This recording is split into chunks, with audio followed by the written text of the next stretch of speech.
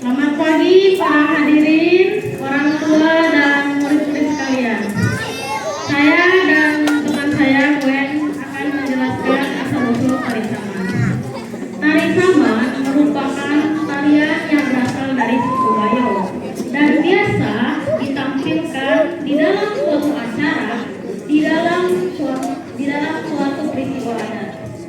Syair pada tarian sendiri juga mempergunakan bahasa Gayo.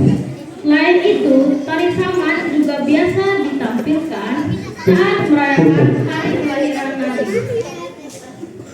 Sebelum tari saman dimulai, dilakukan pembukaan, di mana tampil berupa adat atau seorang yang cerdik.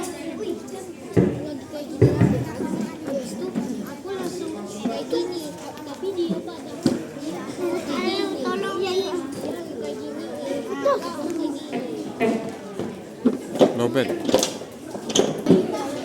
Masyarakatnya dengan nasihat-nasihatnya yang berguna bagi para penonton dan sekarang mari kita lakukan tampilan tari saman dari